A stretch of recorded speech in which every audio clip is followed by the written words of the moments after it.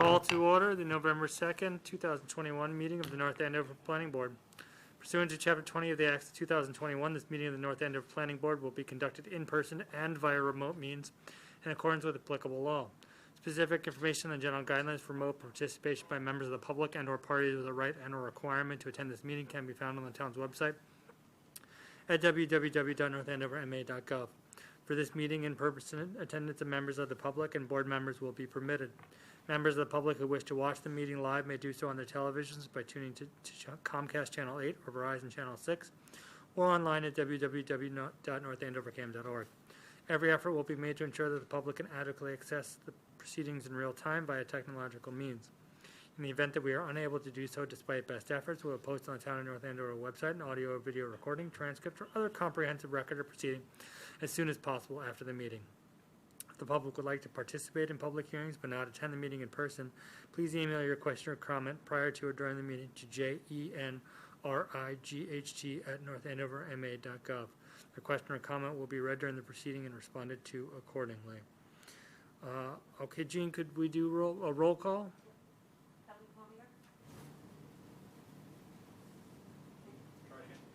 Kelly Cormier, Here. Peter Boynton, Here. Alyssa Koenig, Here. John Simons, Here. Eitan Goldberg. I am here. Okay, bond release, 110 Sutton Street, Bob Carberry. Request for bond release in the amount of $2,500. This performance bond is associated with a site plan review special permit to allow for a 3,796 square foot single-story addition, stormwater drainage improvements, and landscaping. Okay, so the original performance bond for this site plan review was in the amount of $5,000. A partial release was granted previously. The $2,500 was held to ensure that landscaping adjacent to the Sutton Street was satisfactorily completed. The landscaping was to serve as an improved streetscape, soften the facade, and restrict parking in the crushed stone area. A mulch berm has been installed, 3 trees along the frontage, and several plantings have been added. The planting and beds are arranged such that access to the building for fire and maintenance can be achieved. According to the property owner, parking is not allowed in this area of the lot. And then several pictures were included in your packet. So this one is along the side as you enter the parking lot. This is the raised mulch berm that was asked for with plantings supplementing the trees. This is across the street, so you can see the breadth of the trees, and they've grown. They were planted a good 4 or 5 years ago, I believe.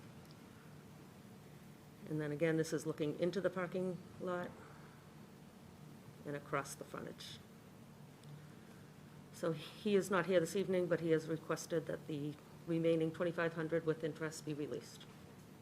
And the special permit was actually granted in 2013, so it has been some time. Okay. Any comments? No, other than, Gene, if you remember, this was contentious at times. It Yep. actually looks like it's a nice outcome. No? Yep, so it didn't have a raised berm. It had like post and chain link fence up Yeah. in front. He did some small arborvitaes that were relocated to the sides of that sign. But most recently, I met with him on site. We talked about the raised berm, what we're trying to accomplish, and I mean, he I met. think it worked out pretty well, Yeah. so good for them. you Yeah. know. Yeah, when I drive by, you don't get the kind of warehouse feel to it, Yeah. even though that's kind of, Yeah. what it is in essence. But It took a long time to get here, but like I said, I met with him, and he did achieve at least what we discussed. okay, So is this just the remaining bond? Remaining bond Yeah. and interest, if you will. So I'll make a motion to release all remaining bond for 110 Sutton Street. I'll second. all in favor? Kelly, Yes. Peter, Aye. Alyssa, Yes. John. Yes. I vote yes. That's approved.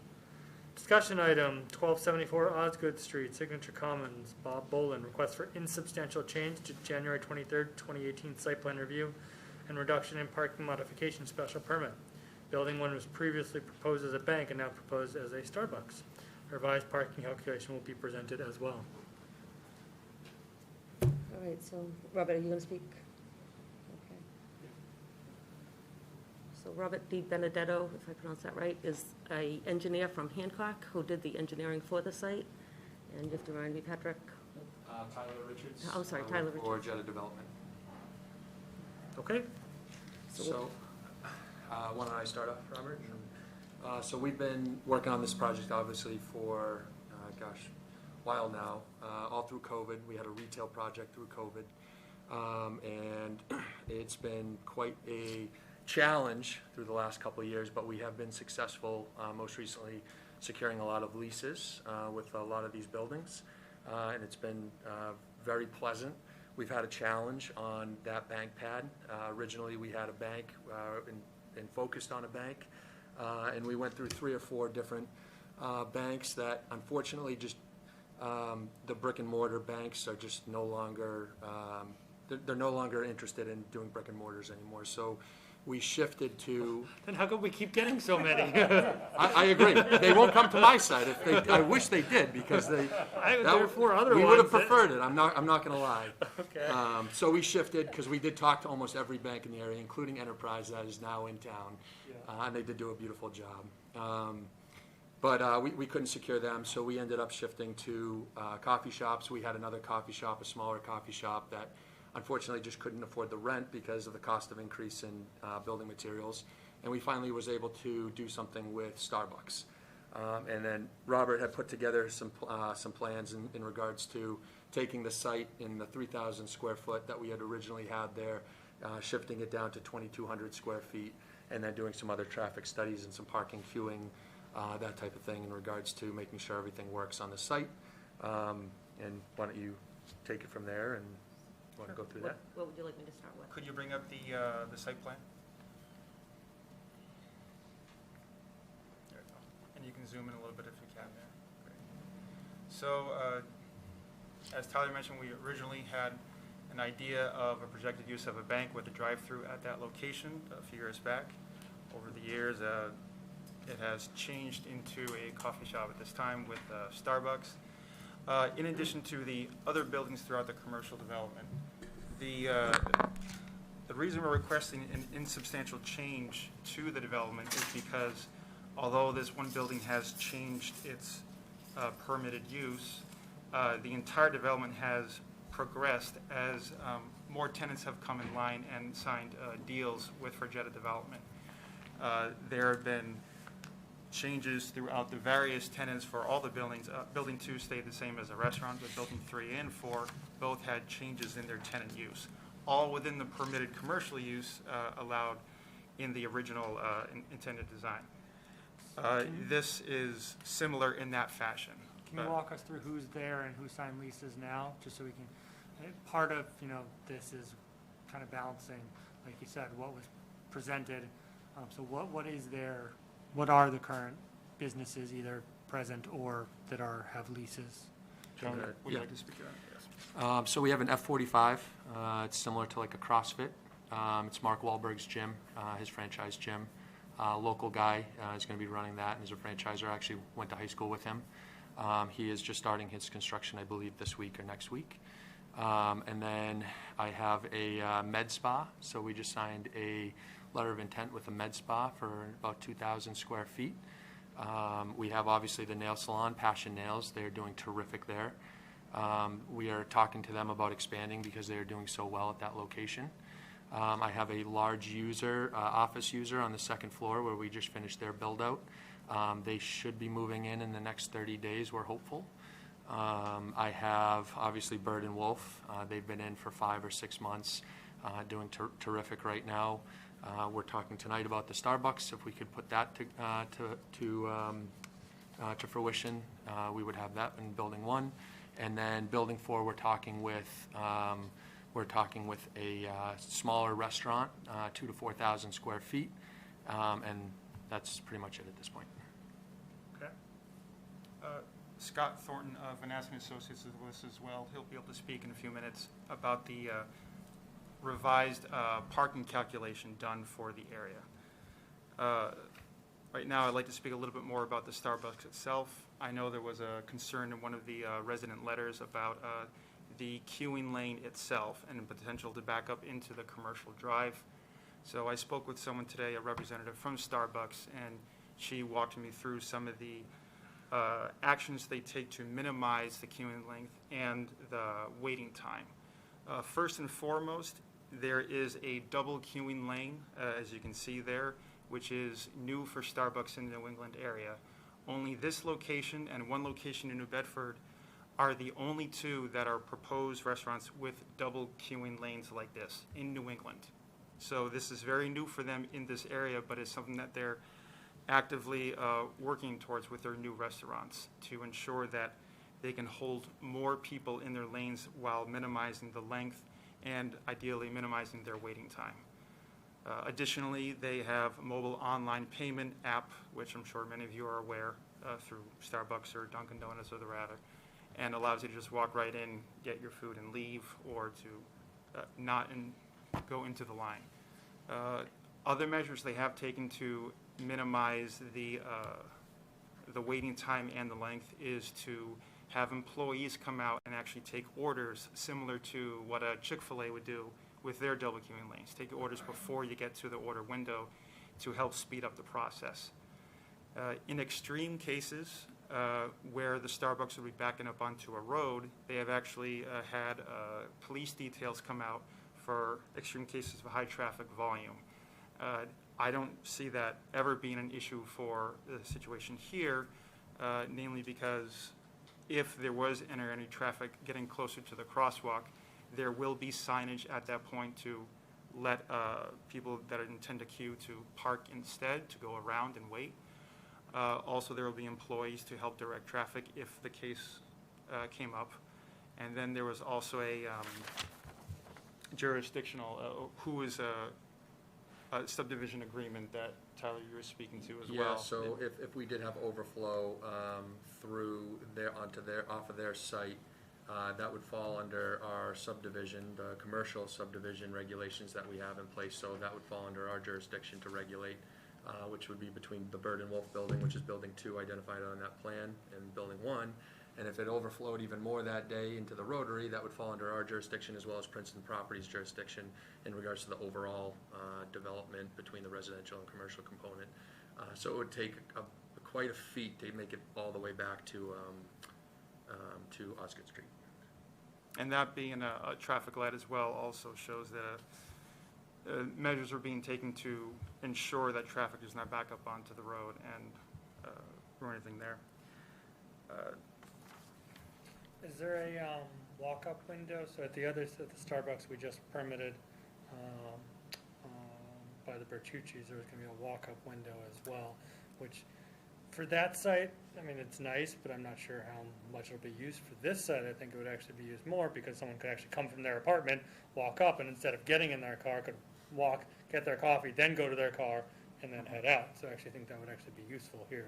Starbucks fully recognize that, especially with the residential development.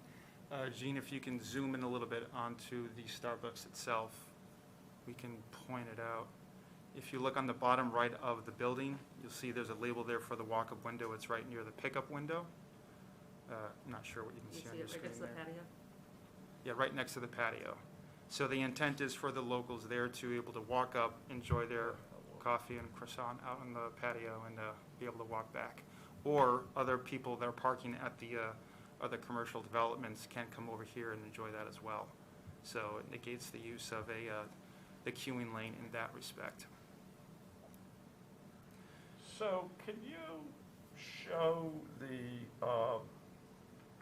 likely traffic flow? I mean, I pretty much get what it probably should be, but just show me how it will work in your plan. Bring up the queuing. Yeah. Sure. So this is showing the layout that Starbucks has proposed specifically for this and what we have met. Their ideal, before COVID of course, was to have 11 cars from the pickup window to the end of the line. Now, recognizing that people are a little more reluctant to go into buildings, they're utilizing this double queuing lane for the order windows. We've increased the number to 14. They feel very satisfied with that value here. It ensures that they're meeting their requirements. And again, they are taking the additional measures when there are high traffic volumes that are beyond the norm to ensure that cars don't inadvertently back up. The traffic flow in this case is from the top side to enter there. It is a one-way going around, so people have the option, if they cannot get into the queuing lane, to park or to circle around and find parking elsewhere. Or simply, maybe take one turn around and then get into the queuing lane, assuming it's moving fast enough. But again, with 14 cars being able to sit there, there should be minimal times when there would actually be a chance for cars to back up across the crosswalk. So if that queuing lane does back up, you're saying people can go in and park, but how would they get to it? If it's backed up, how would they get around the building? Well, I see cars entering maybe on the left side there. You still have 12 feet of clearance on the right side for any car to get in around that side. Ideally, cars are not going to be pulling right up into that and blocking that spot. If this is a concern, or not a concern, if this is something that has been shown to be action here, Starbucks then would have to take the measures to send an employee out or to direct traffic in that case.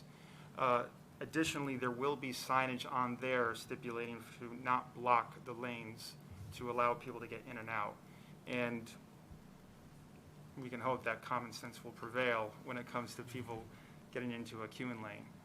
Is the roadway between this building and the rest of them there one-way or two-way? The roadway around the Starbucks, you mean? Yeah, when you come off the Rotary and you take the right into the Starbucks, and, okay, obviously probably going into Starbucks, that's fine. But I guess when you come out of the, after you purchase your coffee, On the bottom can you side just of take a quick left, or do you have to circle all Yes, the way you can. around? You can take a left to go back out to the Rotary. Okay, so it is a two-way. Yes, yeah, that portion is okay. a two-way. The rest of the commercial area is a two-way. This is the one portion on the left side where it's one-way to go with the flow of traffic. Okay. So I was reading the public comment letter that we got,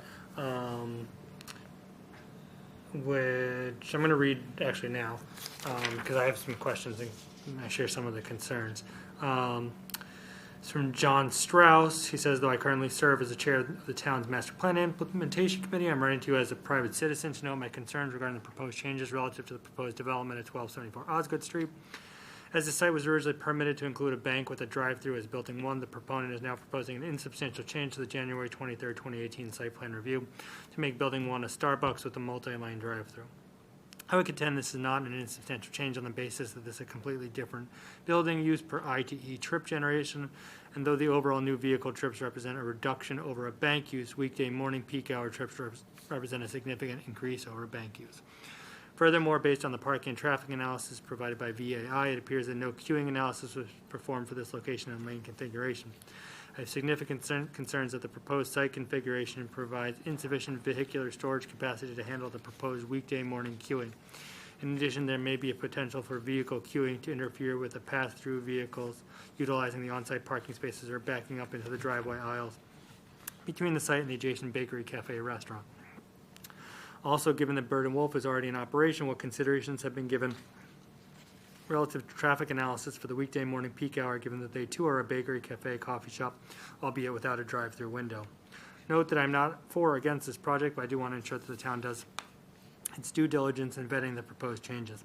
Having seen the queuing at the Methuen Starbucks location at the Loop, I have major concerns that similar queuing will have significant issues relative to traffic movement within the signature common development.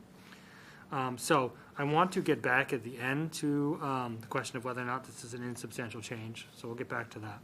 But I think it raises a valid point, right? So if you have a bank, your traffic is generally, even though banks now post-COVID have been using drive-through a lot more than they did in the past, but the traffic is kind of broken up throughout the day. Whereas a Starbucks, you'd anticipate much heavier, higher morning traffic and maybe lunchtime and maybe at the evening, but not as evenly spaced throughout the day. With Bird and Wolf, they have the restaurant, which, operates in the evenings, but they also have the bakery cafe, which I don't know what the traffic patterns are like, so if you could educate us on that in the mornings, but assuming also kind of a morning heavy, how does that all play into kind of what's being proposed here?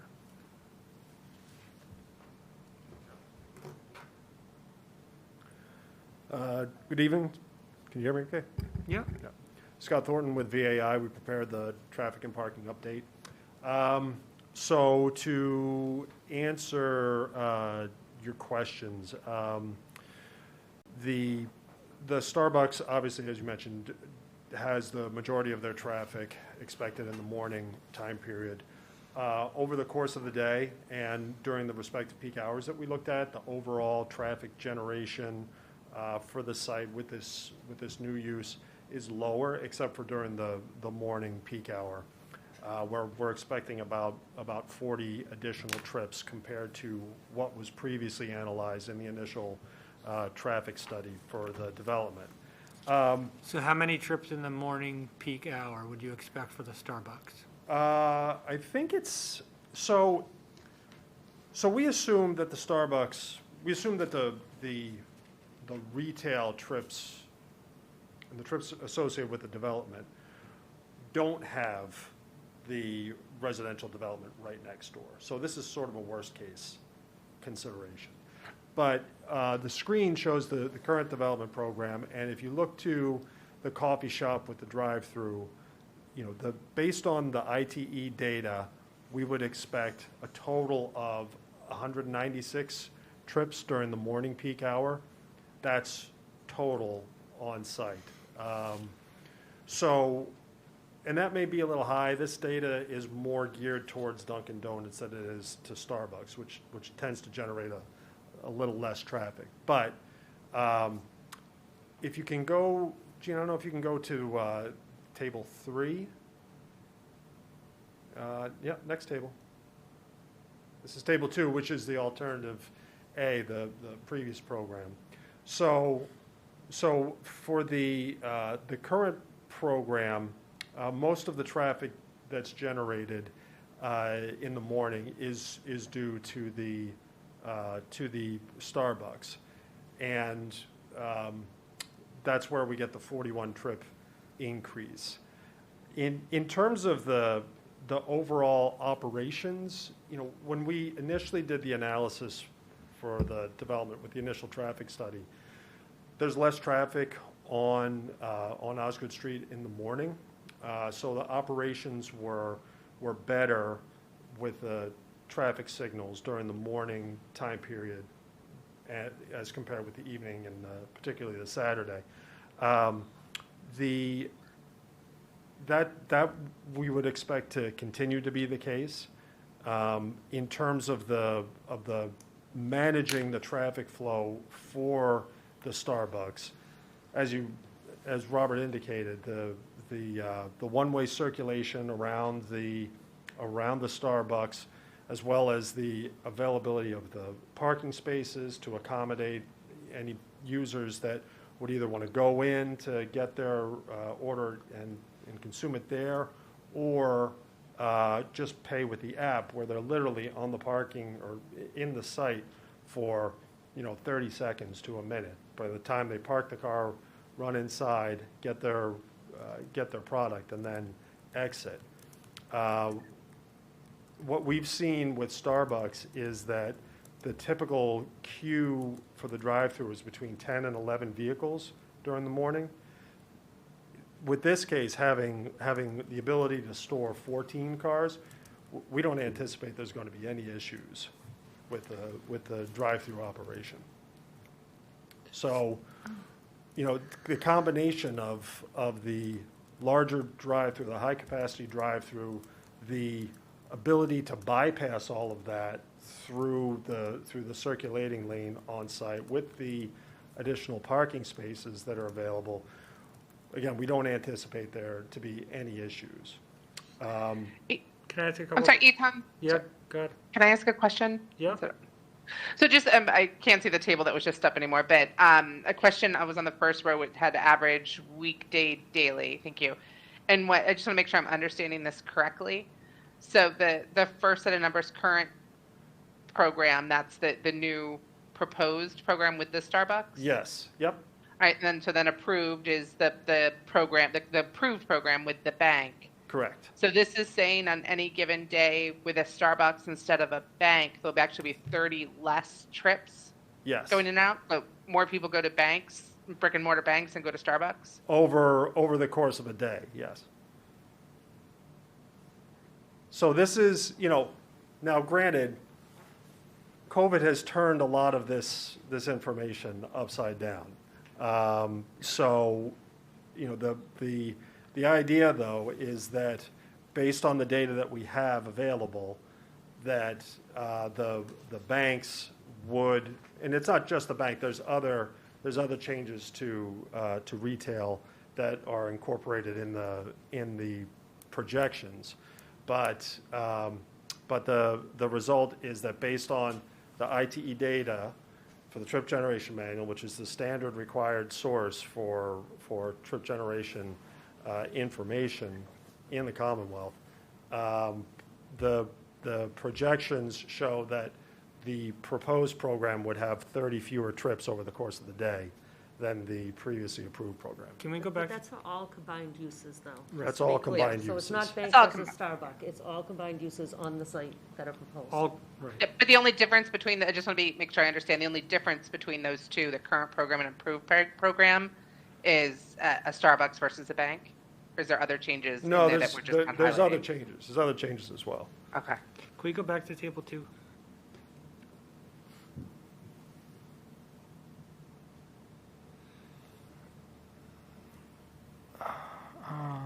So weekday morning peak.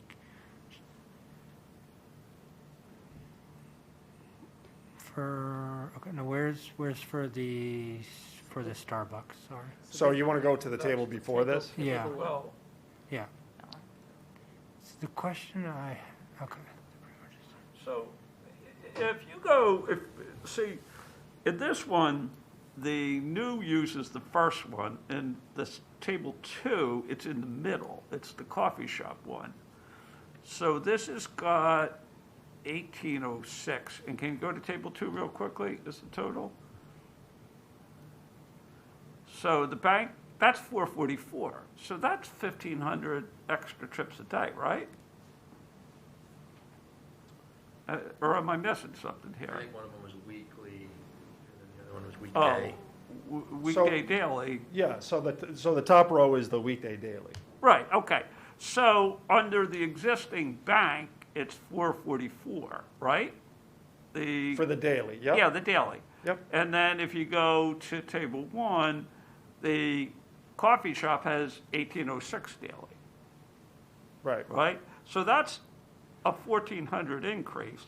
How come the total doesn't change? Because there's other categories of trips that are up there. So the retail has come down in the proposed program and been picked up by things like the coffee shop, or not the coffee shop, but the restaurant has changed, the office space has changed as well.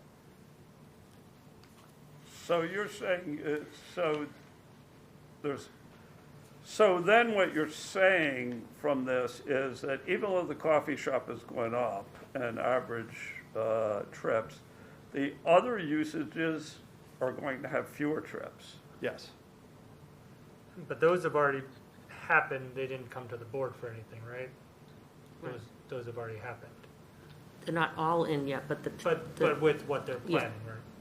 We're projecting, based on our current leases that we have, we're projecting what we proposed today. And just a question on when, that notice at the top of the table that we were just looking at, it had the date of 2017. Is that when those counts, the kind of the assumptions from those counts were taken? So it's Yeah, 4 years old? Right, the previous traffic study was from 2016. So that's the program that was approved that we're comparing with for this proposed program. So does this take into account maybe, like, I'm just trying to think ahead. You know, maybe when Amazon's done, we have employees there, drivers, take into, you know, how that daily trip value might change with that maybe added increase of population in that area? I mean, it's generally included, you know, we didn't specifically say it because Amazon is going in, we would expect a certain percentage of that traffic to come to this site. But the trip generation calculations and equations incorporate that type of phenomenon where there's, you know, there's a certain amount of development that's expected, and that development generate traffic to other development in the area. So you said that 10 would be the average that you would expect? 10 numbers of cars? Yeah, at a 10 to time? 11. Okay. So if 10 or 11 is the average, wouldn't it sometimes be over 14 or 15, right? Because if 10 or 11 is the average, sometimes it's going to be 5 or 6 or 7. Sometimes I would assume it's going to be 15, 16, or 17. Most of the time, it's going to be 10, 11, 12, 7, 8, 9. Yeah. So what happens in that 15, 16, 17 rush, you know? Yeah, well, again, I think, 17 would be a lot, but we've, I'm just saying, I've seen, so when the Starbucks, I haven't seen the one that John referred to in Methuen, but the one in Haverhill goes out and goes around the corner and up the street onto 125. Now, they do often have a traffic detail there. It was much worse during the heyday of COVID with it winding around. It's gotten better.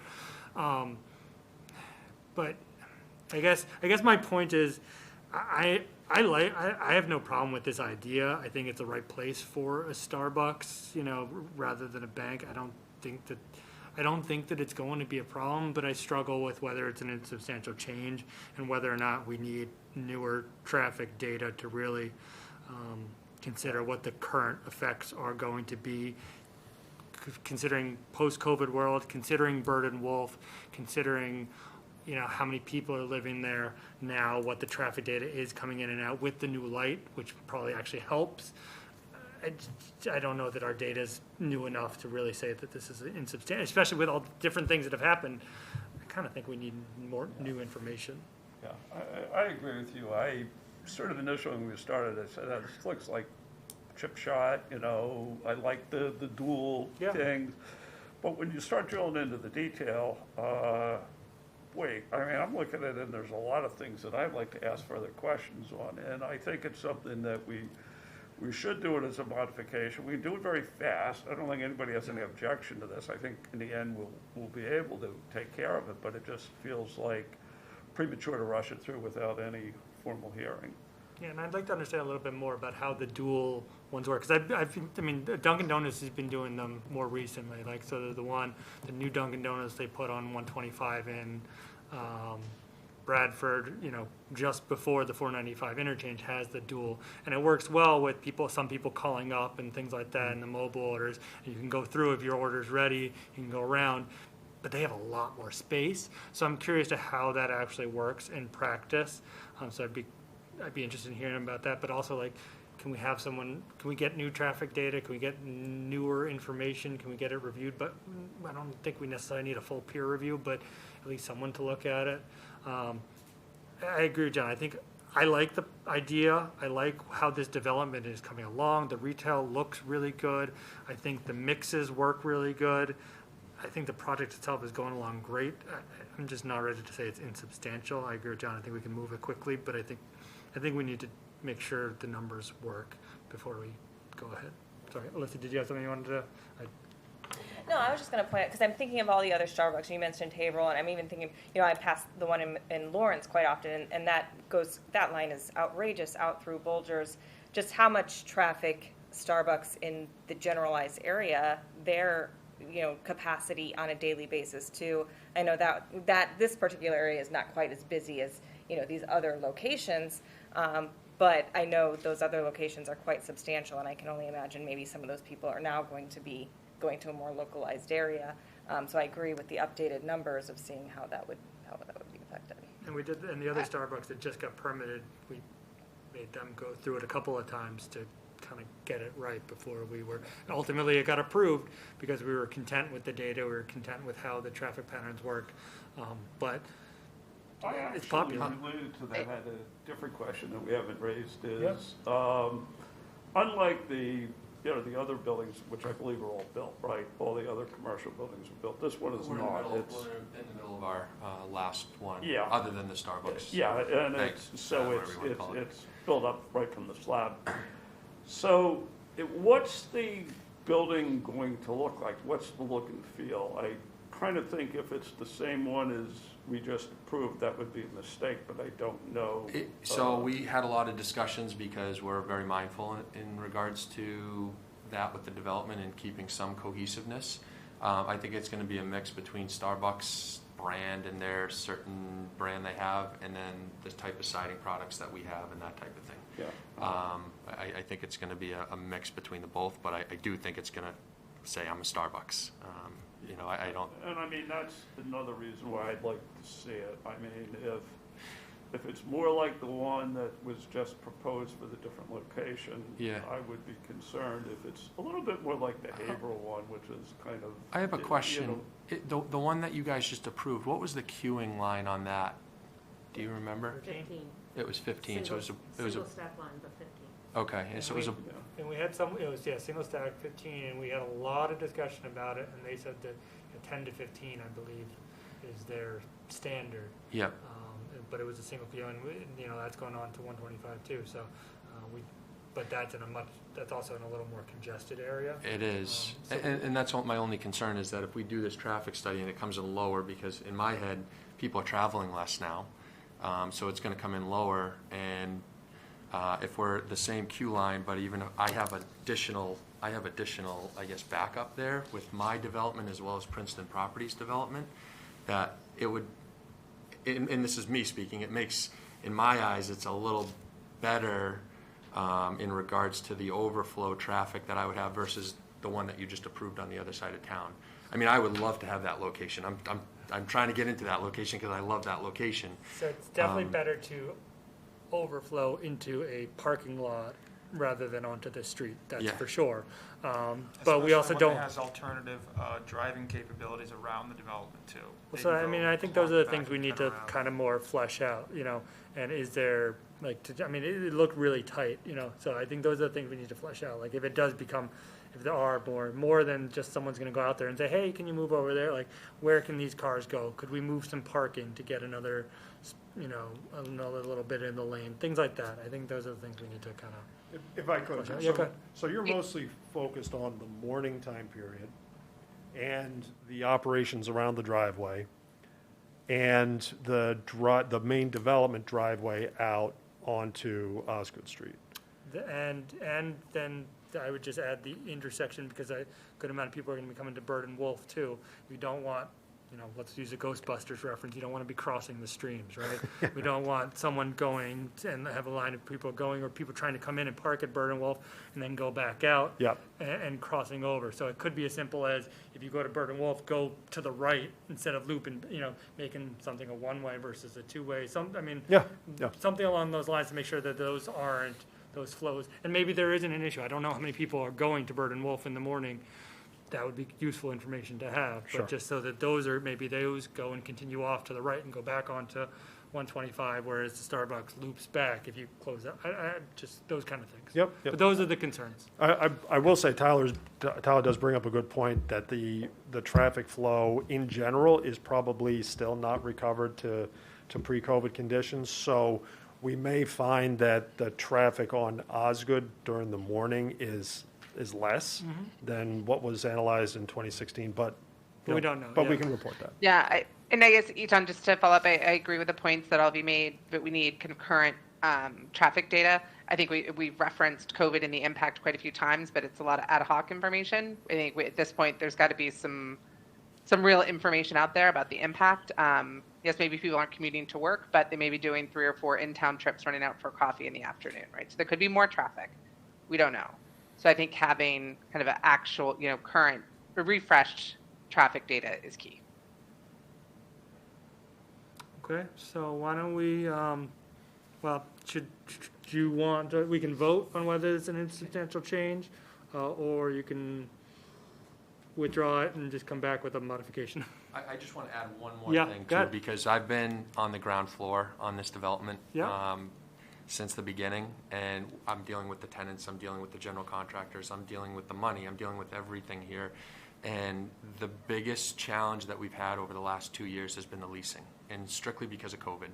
That we really got beat up. I mean, we pulled the plug on building 4 during COVID because we didn't want to build a building and have it sit vacant for years. We didn't know. And then when we started it back up again, it cost us an extra $1 million more. So on this site, on Building 1, this is so crucial, at least in my opinion and my team's opinion, to get a tenant in there that's going to benefit the rest of the people. I mean, I even went to Bird and Wolf and I got them to sign a waiver to make sure that they were okay with Starbucks going in, because I don't want to hurt other tenants that are in the building. I want to make sure it's a cohesive development. I want to make sure our tenants survive. And going through this process and dealing with banks and dealing with other tenants that could potentially go into the space, Starbucks was really the main tenant that was really going to survive there, but also bring additional traffic to the rest of the tenants, because it's just going to provide exposure to them. And then going through this traffic analysis and hiring these guys to make sure that we were doing everything right, I mean, it made us feel comfortable at least going through that process, and we want to make sure that you guys feel comfortable as well. But I just wanted to voice opinion. I started my discussions with Starbucks almost 2 years ago, and I have the emails to prove it, and every 2 weeks I was told no. Every 2 weeks I was told no. It was like a recording every 2 weeks, and then finally they opened up and said, yeah, let's talk. And then it took another 3 months to get them to get out to site. So this has been a very long process for this building, and in my opinion, it's really the anchor tenant that we have at that development, and it's really going to help the development succeed, I think. And we really want, if we can, and we'll work with you, we want to make sure it happens the right way. We want to make sure the town is on our side too. But I just wanted to voice what I've gone through the last 2 years, because it has not been easy on this development, going through a retail project in And COVID. you guys have done a nice job, and I think the residential came out looking good. I think like I said, I think the uses are good. I think we'll be able to get there on this. I just don't think it's an insubstantial change, and I think it's enough of a difference, and the data needs to be checked. And then I think we get everything lines up, then let's go for it. And I think we can get it, 6 to 8 weeks. I don't think it'll take. Yeah, I mean, if you would be comfortable, it needs to be noticed Yeah. as a full hearing. That first hearing, I can bring a draft decision. It'll be a work in progress, Yeah. because once you guys talk about things, you may want to condition certain items, but Yeah. we can at least have the document ready at the first meeting. Yeah, I don't see why, this couldn't be done in a relatively quick fashion. As quick as you can get us the data, we can review it, we can see if there are questions. I don't think it's gonna take long, but I think it needs just a little more process. But we like it. and I just mean, so I haven't heard I'm- anyone say they don't like the idea. I think it just needs to be a little more fleshed out. Okay, and just so I'm clear, we need to get a new traffic study just to make sure that the existing traffic study that we have is not going to affect it in additional. Yeah, it just, as Impact much it as in you a- can use any kind of current data, show how many people are going there. I mean, if it's just how many people are going on Osgood and just traffic counts there, fine, but really we want to know how many people are actually going by, but how many people are, because I don't see how it really backs out to Osgood Street. How many people are actually using this development? How many people are going to Bird and Wolf? How many people are going to Starbucks and using the drive-through services? So like, give us traffic counts for other Starbucks in the area, I think that information, I mean, you can do it for the counts on Osgood Street, but I agree, I'm not really sure how useful that actually is. So, I mean, give us those, fine, that takes a day of, going out and counting the traffic on Osgood Street, fine. That'll be helpful, because that's more newer data, but really, how many, vehicles are going to Starbucks right now, right? Because all this pre-COVID ITE stuff, I don't know if it's gone up 5 cars or 10 cars Yeah. or 20 cars, and we have anecdotal evidence, but let's actually, I mean, someone's got to have looked at it. Was there a study done on the last Starbucks that you did that we could, I if I don't, talk I to think John so. on that, and maybe we Yeah, could, we have all that material. okay. Yeah, and we have on Osgood Street for Amazon, we have it with the former Knights of Columbus near China Blossom. Yeah. I just think they're all done either during COVID or pre-COVID. Okay. I don't think we have anything post, well, if there is a post. Okay. Um, So they But we did, have all that information that you can certainly have. Yeah, there Okay, may so be they stuff did you that. can start I got with and supplement too. Yeah. okay, all right. Okay, so we like it, let's just get it a little more buttoned up and come with an actual modification. Okay, so keep plugging away. Okay, so do you want us to vote? What do you want to do? Get the information. We're going to get you the information that All right, you need so- to make sure that we All right, so it's just a discussion item for now, so we don't Yeah. even need to take a vote. The minutes will reflect that it was not deemed an insubstantial change. Yep. Modification needs to be filed, and just reach out when you have time. And we'll do our best in getting something in a timely fashion, but if I could just ask if we could, the soonest we could get on, because I am on a time constraint with Starbucks too. So and talk to I Gene tomorrow or next day, and you guys can coordinate. We don't have any dates that are blocked off, so we'll get you on as soon as you're ready. Great, Yeah. thank you. Just call me tomorrow. There's some play in our schedule that's posted, so we certainly have some play that we can work with. Great, okay, All right, thank you. thank you. Thank you. Okay, Royal Crest Estates, 1 and 28 Royal Crest Drive, Trinity Financial, proposed master plan redevelopment plan for the property, NAPD. So tonight, what we're going to talk about, we got a memo about the 114 crossing. We're going to get an overview of the draft zoning. I don't necessarily, we have program summary on here, but I don't know that we need to go through that. And then we're going to talk about and vote about this as a warrant article. That's the plan for tonight. Do you want to do the crossing first? Do you want to do zoning first? Do you want to just reference Chief Gray submitted a letter relative to the crossing and the safety of students. All right, can I read that? Yep. Okay. So this was in response to a question at a couple meetings ago. All right, from Chief of Police. The Police Department has, dated October 29th, the Police Department has reviewed the proposed construction improvements on Route 114 in the area of Royal Crest. We did not see any areas of concern, actually see some safety improvements by eliminating the hawk light and adding a full intersection with crosswalks and a working traffic light at the Royal Crest entrance. Okay, that was short and sweet. Thank you, Chief Gray.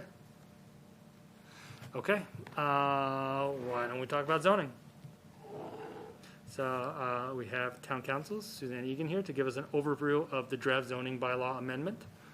Thank you. Thank you. Thanks, Good Suzanne. evening. So I did prepare a PowerPoint presentation, which Jean is going to control for us. So I'm just providing a brief overview just of the highlights of the zoning bylaw that we have drafted and that the zoning working group has worked on. So the zoning working group is comprised of a member select board, Richard Valancourt, 2 planning board members, the chair, and John Simons. Aaron Preston was on the planning board before his term expired. And then 3 staff members, Jean, Andrew Shapiro, and myself.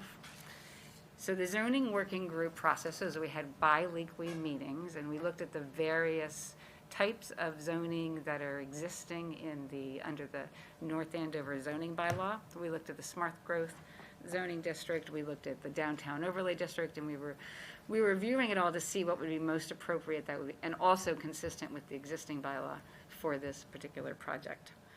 There were a number of iterations. We also met with the Trinity team and reviewed it, and at this point we have a draft that we're ready to sort of move forward with or present to the planning board.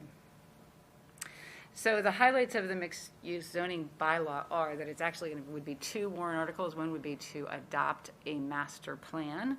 That would be a amendment to the zoning map for that particular site. And the second one would be to adopt the zoning bylaw, which regulates the master plan development and establishes the permitting process. After that is submitted, then the zoning bylaw makes sure that it has all the dimensional and density regulations in it, the parking, all that information that you typically look at in site plan review. So all of those regulations are in that zoning bylaw. Then each particular, the way that it would be permitted is that prior to a building permit, the developer would submit a development project plan to be reviewed by the planning board. And then all of that information would be submitted. There'd be the ability to have third-party review of that, to also have department heads and other local boards weigh in on it. Similar, it's the same type of process as your special permit site plan review, but it's different because it's a project plan review instead. But there's still that sort of review of the planning board to take another look at it. Also that you'd be holding a public hearing, and then your decision, the planning board's decision, would be whether or not the project review is consistent with the zoning bylaw that was adopted and the master plan, because the uses contained in there would be allowed as a matter of right when the town meeting voted to approve. And then here, as we go to the uses that are allowed, is it's all going to have, every use within the development will have a residential component. It'll either be a residential use, straightforward, or a mixed use. And those mixed uses are really those associated with residential uses. It's also the retail, restaurants, and offices. So those would be the types of uses that would be in the development. And I know that I'm already telling you what you all have reviewed over and over again, but the zoning bylaw sets up that process and the requirements for it. It also would include the density and dimensional requirements. And those, as I know that there's been a number of, many meetings discussing the dimensional and density requirements with regard to the setbacks, height, what the roofs will look like, and that's not solidified yet, so that's something for the planning board and the developer to continue to discuss within the context of a zoning bylaw. Those are the sort of the details that are left for deliberation. So the other thing is that the mixed-use overlay district will meet the requirements of the Housing Choice Act. So in 2020, the Massachusetts Zoning Act was amended to allow for housing or residential use to be more easily permitted on a local level. The town of North Andover is an MBTA community, which requires the town to have a particular bylaw which allows multifamily residential use to be allowed as a matter of right in a relatively dense district, so it's 15 units per acre. It's got to be suitable for families, and they can't be age restricted. So the town is required to adopt a district like this. If it doesn't do it, then it's not eligible for state grants. So there's a sort of a carrot and a stick involved here. Do we currently have such a district? We do not, no, because almost any sort of large project under our zoning bylaw, there's a special permit, a site plan review, special permit required. So there isn't really an as-of-right use in terms of a multifamily with that type of density. But isn't that a little bit of a play on words? And I don't know what the technical legal piece to it, but I've always considered site plan review, the use was allowed by right. The question of site plan review was solely to deal with those dimensional things. Now, this is proposed a slightly different way of doing it, but, we do have residential uses of right, don't we? 15 units with not 15 units per acre, there's a site plan review special permit. So I know that the board, it's sort of, I feel like the zoning bylaw is a little unique in terms of our site plan review special permit, because you're right, within the bylaw, there are uses allowed as of right, and so they are allowed, right? And in some instances, you could say, well, we have site plan review, which means that the planning board looks at the project, reviews the site plan, and it's like a non-discretionary permit, Yeah, right? right, yeah. But our zoning bylaw is not set up as that. Our zoning bylaw specifically says the site plan review is a special permit under section 9, so it's a discretionary authority, and it's a different standard. But and I know that it's not discretionary, that if we denied it because we didn't like it, we would lose. So, it's different from a use allowed of right. Now, we can deal with that Yeah, later, but I still think that. Right. It's more, It's a I think it's legal more a issue. function of the way the housing choice law was written. Yeah. That it says it's as of right, and really, the discussions about that have said that if it involves any type of special permit, that wouldn't qualify. Okay. So could we redesign somewhere else to be that thing? Probably, but we Yeah. just don't have it now. Yeah, So okay. fair Right, so if it's not a big part of all of this, but it's an added benefit. Right, exactly. So you could amend the zoning bylaw to get rid of the special permit aspect of the site plan review, and then Right. we would be compliant. So this mixed-use overlay district would meet those requirements, and because of that, along with other aspects of this bylaw, this bylaw is subject to a reduced quantum of vote for the adoption by town meeting, and that would be a majority. It would go from a 2/3 vote to a majority vote.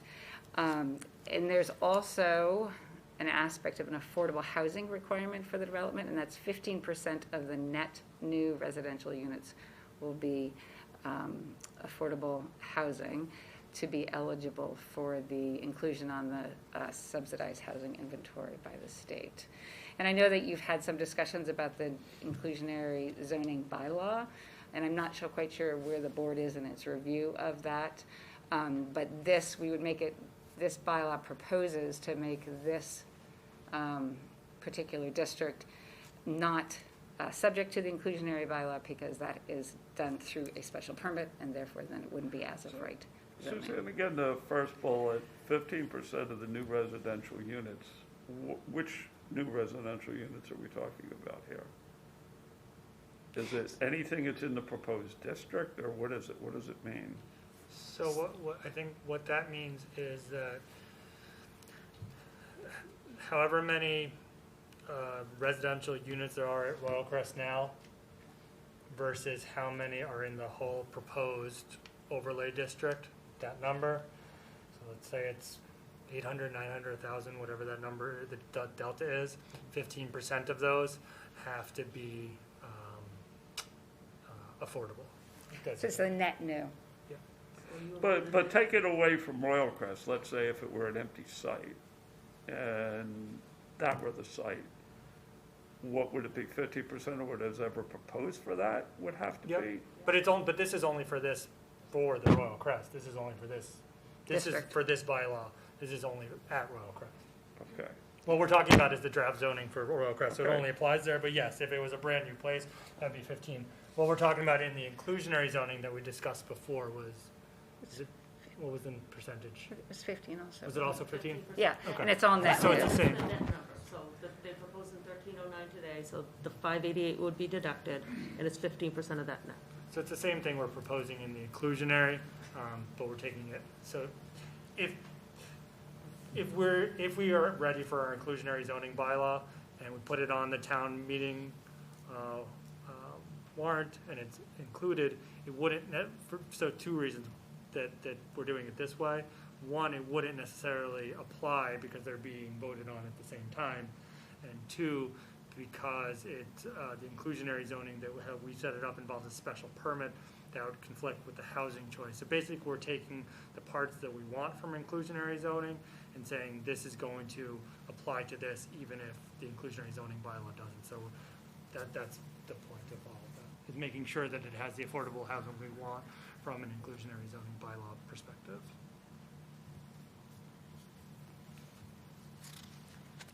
All right. Next. Oh, and so the other thing that the zoning bylaw does is it sets up a process for any changes to the master plan, the master development plan. So when the town meeting adopts the master development plan, it's for the uses proposed at the time. And then if there's anything that is going to vary from that, there's a process that's set up within the zoning bylaw. It's a review for an insubstantial change, and then it goes to the planning board for a public hearing. And then if that is still felt to be not consistent with which was adopted at town meeting, it goes back to town meeting for any changes, because those uses are allowed as a right by town meeting, and town meeting has to make those decisions. So then the next steps for this sort of bylaw is that the planning board would move to initiate the zoning bylaw and the map amendment by submitting it to the select board. And then it gets referred back to the zoning, I'm sorry, did I say zoning board? I meant to say planning board. So the planning board moves to submit it to the select board, and then it goes back to the planning board to start the public hearing process for a zoning bylaw amendment. And do we do that after we review it and tweak it and change it and all of that stuff, then send it to the select board, then come back, or do we do that, or is that kind of like we had talked about a vote to kind of authorize this as a planning board sponsored article? Is that the vote we should take? What vote should we take? Well, I would suggest that you would want to review the bylaw. First, okay. Right? Yep. First review the bylaw, sort of, I know that you'll get into an in-depth review of it during the public hearing process. Yep. But at least review it, sort of get used to the it's a relatively new concept for the town, right? So get used to the concept and then say, okay, then go to take that vote to submit it to the select board. At some Okay. point, the warrant opens and you Yeah. submit it, and then it often gets redlined right up to town meeting. Yeah. And sometimes the motion is as printed in the planning board report as opposed to the warrant, if that were to happen. Okay, no, I just want to get as much public input as we can, but I also want to, work on it here so we can talk about those things that you mentioned that we're still kind of open, the heights, the setbacks, some landscaping stuff, just defining really close detail some of the uses so that it can be in its best shape, not necessarily a final draft when we send it to the select board. But I think we want to definitely have our hand in it sooner rather than later. Yeah, I think that makes sense. So is it fair to say that a town meeting article on this really is voting on the entire plan or project? I mean, it has all the heights, all the uses, it has listed out where the dorms are, where the hotel is, where the residential buildings, all of that would go to town meeting, like all those granular details? Yeah. Okay, and then it comes back, if approved by town meeting, then comes back to the planning board for more site plan review type of review, even though we call it something different, but that type of review to make sure when you're looking for the building permit for the hotel that it's in the place and it's got the heights that we had talked about at town meeting and it's got the basic parking and landscaping and stuff like that had been previously approved. Exactly. And the zoning bylaw itself is pretty specific as to what has to be submitted and reviewed and how the project has to look. And the one thing that, and I did say that most of the uses are allowed as of right. There are some uses that are called out for special permit. And those uses would not be approved as of right, obviously, at town meeting, but that would come back to the planning board. Okay, questions or comments? Kelly, Peter? Nothing, Kelly? Peter, anything at this point? No, thanks. Okay, Lester, John? No? Okay, okay, thank you very much, Stan. All right, thank you. How'd I do?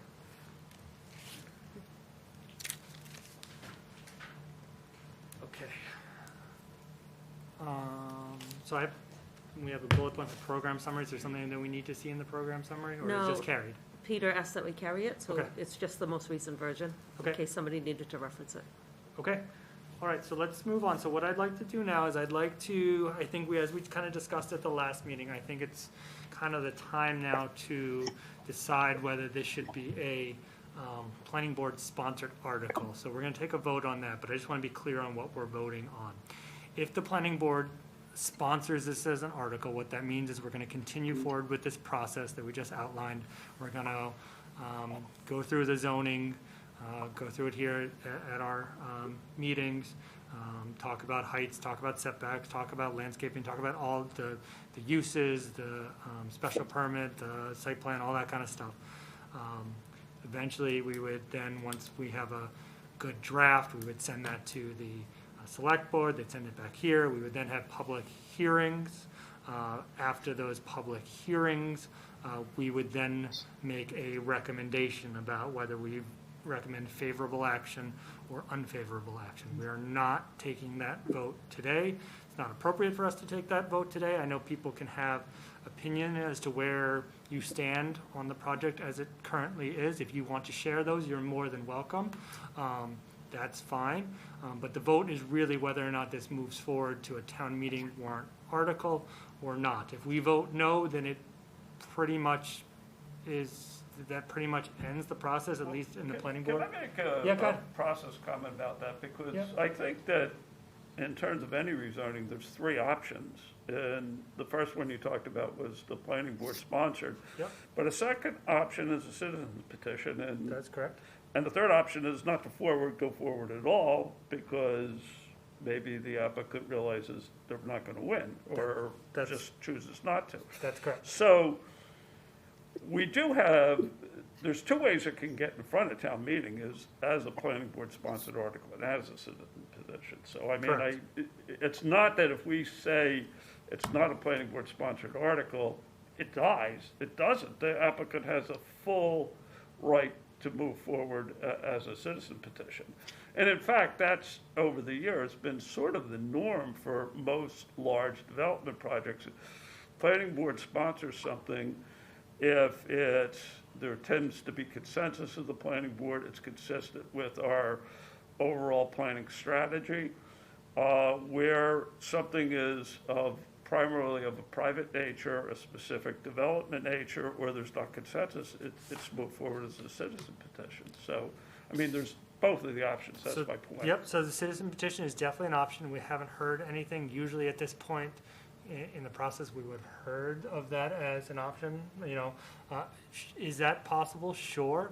To me, I see it more as if it's something that is impactful, important, is appropriate as a zoning article, has been well thought out and thought through. Really, whether we agree with it, whether us 5, volunteers agree with it or not, I think it should be something that we at least sponsor and put to the town for a vote. Whether or not there are other potential options, I just think that that's the right thing to do. But yes, but you are I correct. guess in that- I'd a little bit disagree with you respectfully okay. in that, in all my years on the planning board, I think planning board sponsored articles, I don't know of a single one where we actually didn't recommend favorable action on. And I think if something is a planning board sponsored article, from the moment you sponsor it, it has the implicit imprimatur or stamp of approval of the planning board, and we're not anywhere close to that point. I mean, I don't think so. I mean, It implies that we're standing behind this and we think this is a good idea, and that's why I think something like this that's so significant really should go forward as a citizen petition, not as a planning board supported article. so, and everyone can kind of comment on this. I don't, I mean, that's why I think we have the recommendation, right? Because, and I don't think. Wait, John, Yeah, can I make a comment? yeah, go ahead, Peter. Go ahead. Yeah, I think, John, can you hear me okay? Echoing. Coming in and out. Yeah, I've got a terrible echo here. Can Cam do something about that, or? Nothing that we can think of, just power through. We can hear you. Okay, sorry, Kelly. I can hear the echo too. I think John raises an important point, Eitan. I think this vote is premature, and I think even if we were to agree that this does not mean we're necessarily in support of the project, that will be lost. All that will, at the end of the day, sort of be understood by the public is the planning board voted in favor of this project. And I mean, I'm not willing to do that, and I think it's terribly unfair. I also think it's unfair in the reverse case. We don't even know if this is the final version of the proposal yet. There've been, on one side of the coin, discussion at the planning board about advantages of this proposal. And on the other side of the coin, there's been discussions in this planning board about significant remaining concerns. I totally get it that, as Jean outlined, as we're moving towards a Warren article, the planning board, will and should vote on whether or not the planning board recommends or not. But to take a vote now will be widely misunderstood as approval of this project. And I know that's not what you're proposing, but that would be the result. And I agree with John's concerns. I think he stated it very well. This vote is premature and it's not needed. And This is a significant private proposed development, and they have every ability to go ahead with the citizens petition. Okay, duly noted. Again, I think the way people interpret it is the way we explain it. So I think that's up to us to explain it. And I think we've been going at this for over a year now, and I think it would be a waste to have gone through a year and now to go through another few months of zoning and not have the town vote on it. I don't think that's appropriate for us to do.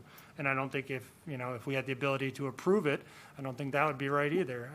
I think this is bigger than the five of us. So I think in my mind. Eitan, why would it not go before the town? I don't see how you draw that conclusion. What do you mean? You just said, were we not to take this step and it doesn't go before the town, why wouldn't it go before the town? I don't know that there would be a citizen petition that would bring it before the town. Well, that's up to the private developer. They've invested a lot. I guess so, but I mean, is it not an appropriate zoning article? Is it not something that you think the town should? Okay, so Our practice, in all the years I've been on the planning board, I can never think of a single large commercial or residential project that required a major zoning that came from a specific party that wasn't brought forward as a citizen petition. I don't know of any. The only thing the planning board stands behind is something that's consistent with our overall planning goals and policies, but we never sponsor a private article. We just Eitan, never do that. what you just said, Eitan, strikes me as advocacy, and I'm not suggesting that's what you intended, but it strikes me that this is the form of advocacy, and I don't think that's our correct role here. Is there anyway? Go ahead, Kelly. I'm sorry. Is there any way to get kind of more clarity on what it means to vote on sponsoring the article? My understanding was that if we voted on it tonight to sponsor the article, it just means that all that means that we do think it should go to town meeting for a vote by those that attend town meeting. But that as a planning board member, it is absolutely not saying I'm for it, because to be honest, right now as the plan stands, I'm not. I've been really clear about the items that I am concerned about. I do think resolution is possible to be something that's good for North Andover, but I don't think the current plan is that. But I do think there's potential to move forward, and I do think that the town should have, the citizens should have the ability to vote on it. So I guess maybe I need more clarity on what it means for us to sponsor the petition, because I don't want to endorse it or advocate for it right now, but I do think there's potential and it should move through the process. Right? But the thing is, the citizen petition process, all you need is 10 valid signatures and it's automatically on the warrant. We do this every year. So us saying we don't want to sponsor it is not going to preclude this getting on the town meeting warrant. It's no limitation at all. So, but I think the alternative is true, is what would ever happen if we sponsored an article and then recommended unfavorable action? It's never happened. Just because it's never happened doesn't mean it can't happen. Well, But but why would you do that? When there's an option, why are we sponsoring, why do we have to sponsor a really large private development project when there's an alternative way to do it? Like it or not, the second we sponsor the article, that smacks of a sign of approval. But it does. It I don't know. Why does it? It's No, it planning doesn't. board sponsored. Sponsored means you support. to me, I think sponsoring means this is something we feel should go before the town. It's not Well, us but it can playing go before the the town decision with- maker for the town. It can go before the town with a citizen petition. It's all you need to do. We could get the 10 signatures tonight. It's not a hard thing to do. There's no physical limitation. If we vote not to support it, it could easily go on the town meeting warrant at all. I mean, that's not a hard thing to do, and it seems to me that that's appropriate because it is a citizen petition. So John, some have started as a citizen petition, like Princeton Properties started that way, but they came with it seeking hopefully sponsorship from planning. And after they went through this discussion process, planning ultimately did sponsor that Yeah, article. but it was still submitted as a citizen You're right, that petition. one was submitted that way, And but then we supported it. Yep. This is different. Eton, I why don't are we- understand why we are changing our process. I'm sorry, Kelly. Please go ahead. No, you can go. I'm sorry.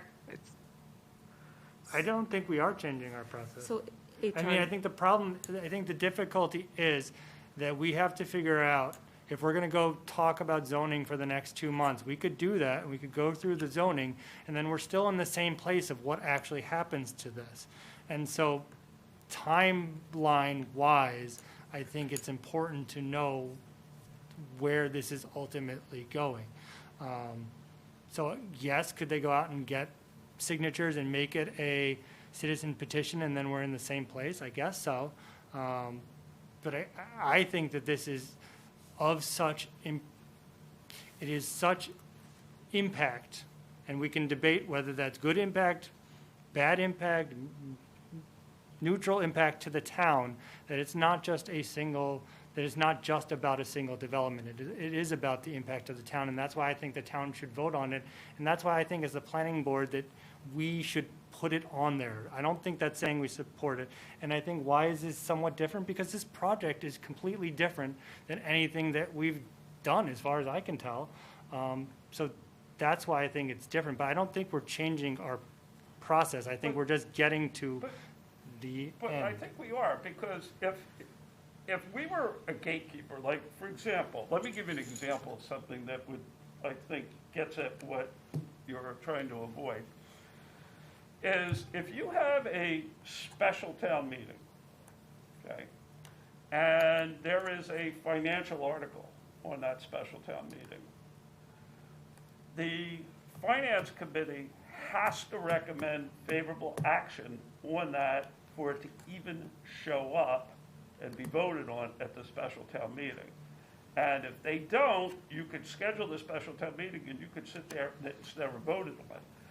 There is another way, in this case, for it to get in front of town meeting. We're not the gatekeeper. We could choose to sponsor it, or we could choose to have a citizen petition. A citizen petition will get us to exactly the same place. And I think we're arguing that this is, everything you said about large, material, complex, should get in front of the citizen, can be done easily by a citizen petition, and that's the direct way of doing it, because it is something that's sponsored by a private group. So that's what I'm saying. We can easily, I mean, we could, if we wanted to, all members here could sign the citizen petition. And it could be up and ready within a week. So there's nothing that's precluding us from doing it. So that's why I think that's the better way to go, and I think it's a more direct way to go, and it's a better way to position it, because that's what this is. Okay, I understand where you're coming from. I don't see it that way. Eton, Hold on, Kelly, go so ahead. just a quick question. What's driving us to do the vote tonight? Is this a timeline thing? Is this, we need to get to this, put through this process for the town meeting? Can you just It's more elaborate that a it's little bit? Yeah, it's more of a timeline thing, because the next steps would be to look at the zoning. So we can agree to all look at the zoning, right? And let's say we do that over the next month or two of hearings. Then there are certain timelines required for warrant articles, for public hearings and things like that. And so we're getting up against it the longer we take. So, we could go further down the line and go through the zoning and talk about it to see if it's going to be something that we recommend, and at that same time make a recommendation and make it onto. But if we ultimately don't, right? So based on the input that I've heard today and that I've heard so far, it seems, and no one's taken a vote yet, we haven't had public hearings yet, but it seems like we don't have a majority that would, at this point, recommend favorable action, but we could have a majority that does at the end, right? So that's kind of based on what people have stated so far. If we do get to that point where we are recommending favorable action, and it's 2.5, 3 months down the line, then we're going to, I don't know if we're going to have enough time to necessarily get it onto the warrant as a recommended But sponsored article. we should, it seems to me, we should do exactly the same thing. If we choose not to put it as a planning board sponsored article and let it go as a citizen petition, we should follow exactly the same timing, exactly the same process, so that literally nothing would be different. We would go through the same review process, and then it's up to the applicant to say they're gonna submit a citizen petition or not. But we'll do exactly the same due diligence regardless. I don't think a decision to sponsor it is gonna change the timeline at all. Go ahead, Peter. Yeah, thanks, Eitan. Sure. Has a concern been expressed by someone that the proposer is not sure they can get 10 signatures? I mean, I think that's an extraordinarily low bar, and B, I actually think it's a pretty good process. Is there anybody in this town, other than perhaps some of the 5 members of this volunteer board, who thinks this is worth pursuing? I'd kind of like to see those 10 signatures. Okay, again, I think it's very good process because, Eitan, I think we need to be very careful of the scope of our quote-unquote jurisdiction. I am very skeptical about the board sponsoring a project like this, taking in the hands of these 5 volunteers, sponsoring this to go forward to town meeting, as opposed to having this process we've used for every other development. Let's see if they can get 10 signatures. You know, that's not enough to win at the end of the day, but it's a start. So I will turn to Suzanne in a second, or Kelly, if you have a question. I mean, again, I've only been on the board for 4 years, and we've had a mix of things, but we've been talking about this for a year. I don't understand, I guess, why, if we've been discussing it for a year and we felt that it was important enough to discuss, then we wouldn't feel it's important enough just to move to town meeting, whether we 5, feel, that we should recommend favorable action. So I guess I'm not so stuck on what's always been done, because this project is different than what's always been done. And so that's just where I am. But Suzanne, or Kelly, did you have something first? Sorry. I can just. Okay, Suzanne, go ahead. Sort of clarify the process. Okay. So Sounds good. zoning amendments are, right, it's under Chapter 40A, Section 5. And it's very specific the way a zoning bylaw can be amended. And what it says, essentially, it has to be done in a very specific manner.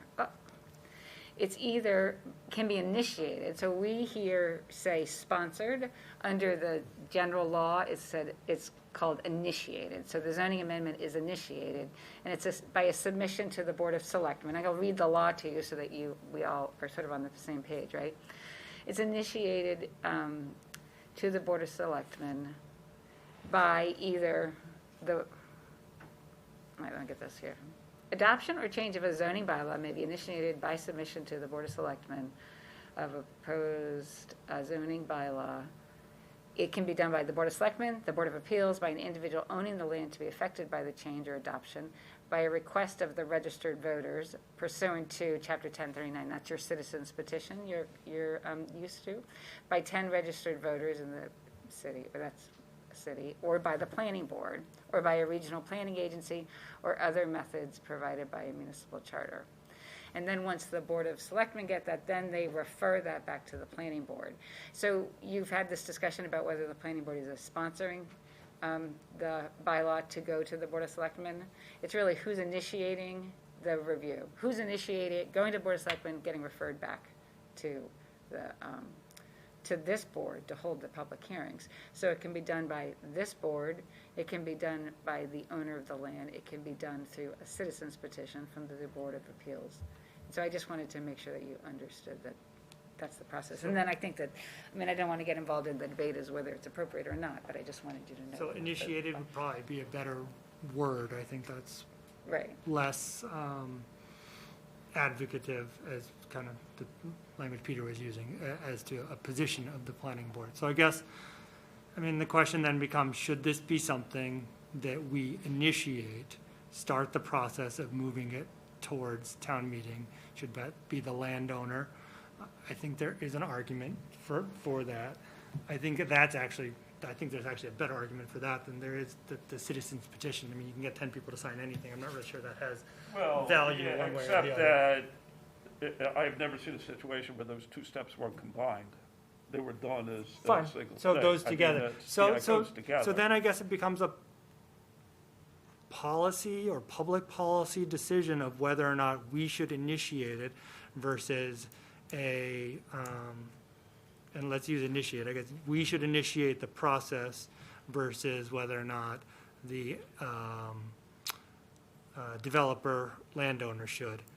I still think that we should, given how much we've discussed, and I mean, I really feel like we should take ownership of it, and then if we don't like it, we can still vote unfavorable, but I think all the work we've done, we should initiate it, whether we've done that in the past or not. You know, I would have been in favor of doing that on the marijuana project too, but they took it into their own hands and did the citizens' position. But I would have been in favor of that as well. I just think projects of import that we've talked about a lot, we should initiate whether we like them or not. But I can understand the opposite point too. Yeah, I mean, I think the common practice has always been, and I think there's something associated with initiative, because initiative is leadership. Leadership implies support. Support implies an imprimatur stamp of approval. And I think in something like this, we should, I agree with Peter, draw a very wide berth of saying, look, we'll do all the due diligence. We've done the due diligence on this, but this should be brought forward by the applicant through the normal process and not by a town board. Okay, I'm not sure it's, okay. Okay. So what do we want to do here? Kelly, well, let me go to Kelly. Your questions answered? Yes, my questions are answered. So if we use the word initiate and we vote on this, by no means does it say that we support it Nope, so what would as happen? is. Suzanne, if we vote to initiate this as a article, what happens next? So if you vote to initiate you essentially are submitting it to the Board of Selectmen or the Select Board, and then they're going to refer it back to the Planning Board in 14 days, and then the public hearing process begins. And then the timeline for amending a zoning bylaw begins, and you start that process. But from a town meeting point of view, it's entirely different if it's a planning board initiated or sponsored article than if it's a citizen petition. How? Not least of which is it says under the thing, planning board. And who makes the motion? The planning board makes the motion as opposed to the applicant making the motion. So you can use the term initiate, but sorry, initiate means support. It does. It always has, and it always will.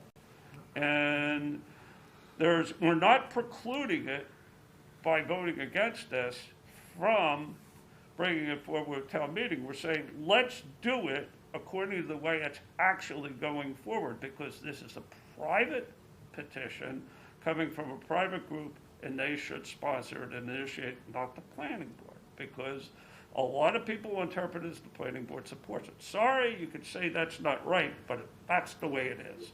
And that's the way I think we should move forward. I know I've come into this kind of late in the game, but I would argue that as a planning board, we probably know more about this project than a majority of the residents. And you can mince words of, okay, initiate, sponsor, whatever, but then isn't that our duty to tell the public, look, we are not saying we support this, we're saying we trust you to vote at town meeting, and we want to hand it over to you.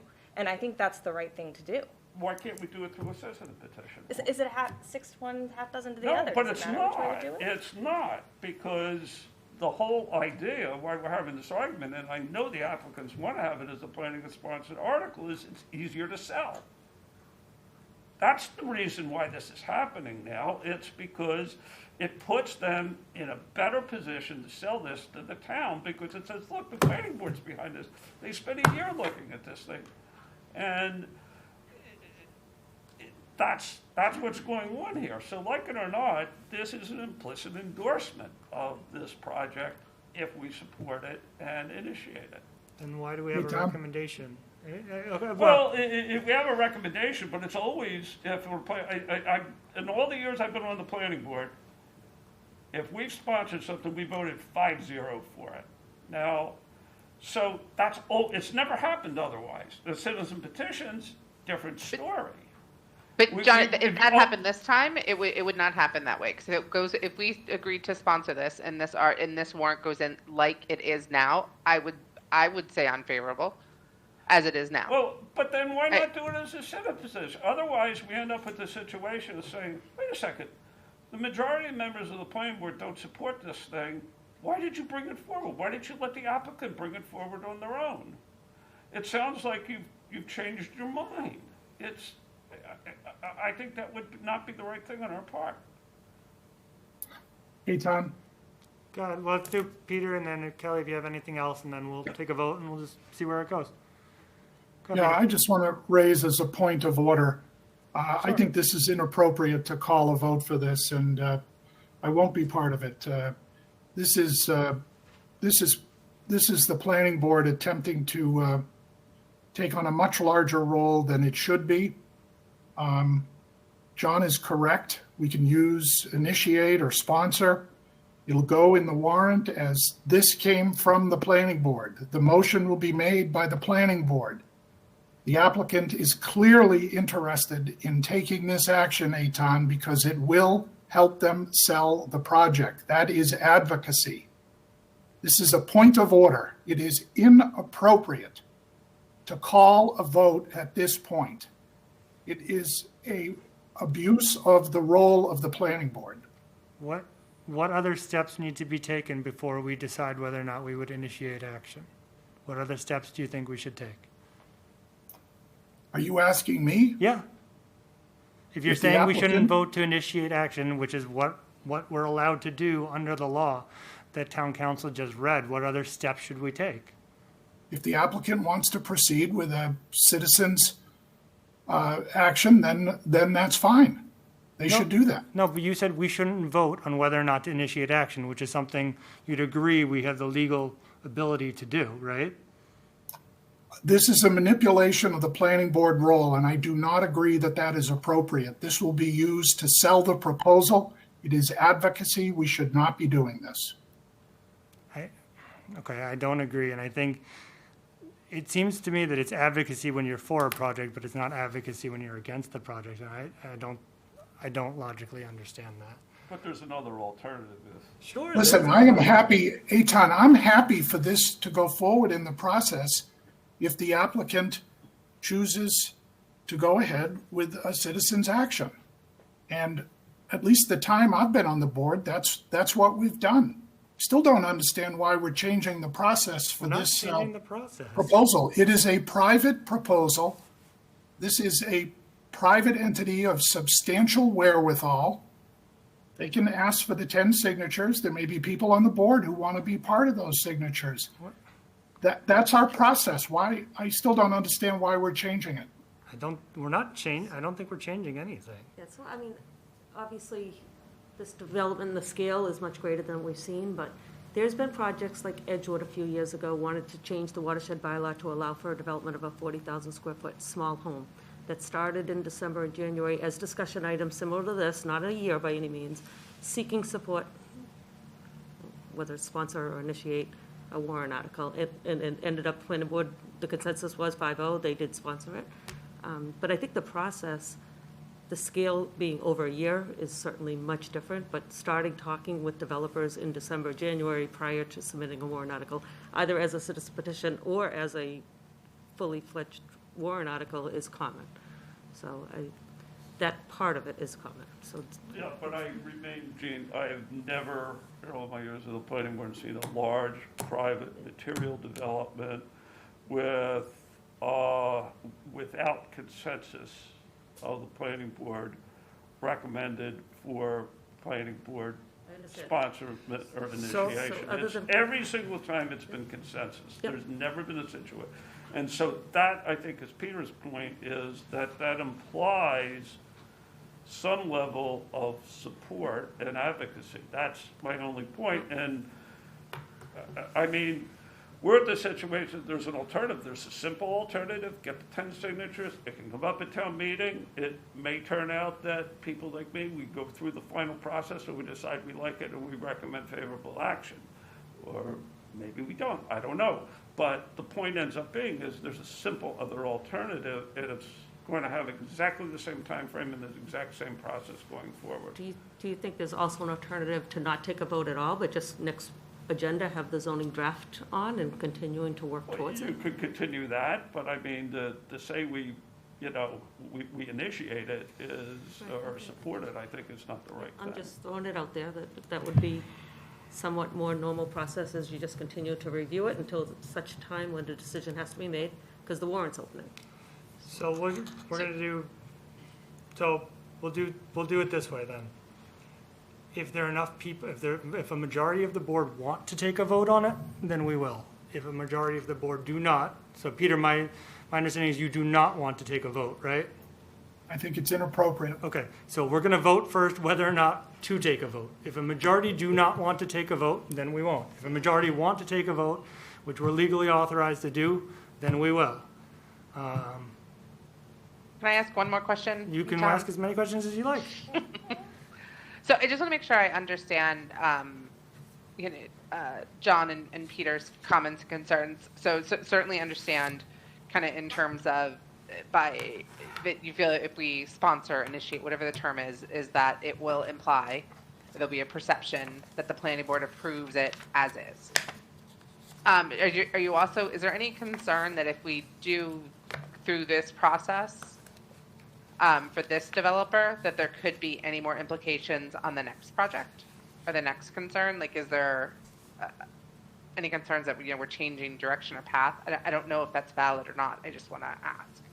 I think, Kelly, it's a great question, and every developer will now seek to have planning board sponsor these articles. That's the norm. And now the planning board will have to answer, why are we not doing that? Why are you treating us unfairly? You did it for Royal Crest. Look, what we have been doing is the early stages of due diligence. And I think to a point that someone else made earlier, we probably do know more about this than the rest of the citizens, but that doesn't mean that we take from the citizens 10 who might sign a citizen's petition or others. We don't take that away from them. It means we do due diligence, and we should be continuing due diligence. And part of that due diligence should see, is the developer going to get 10 signatures to move forward? Okay, that's a start. So two things that I would say to answer your question, Kelly. One, I think it may, but I think that's a good thing. I think if we study something for this long, whether we recommend it favorably or unfavorably, I think if it's in the proper format and the proper, and it's a proper zoning article, then we should move it on. Let's take the housing moratorium one, right? That was one we just had. I strongly disagreed with that as something that should be approved by the town. But when they came in, I asked them, do you want our help crafting this and making it an appropriate zoning article? Because the way it was written wasn't an appropriate zoning article. But if it's something that is impactful and that,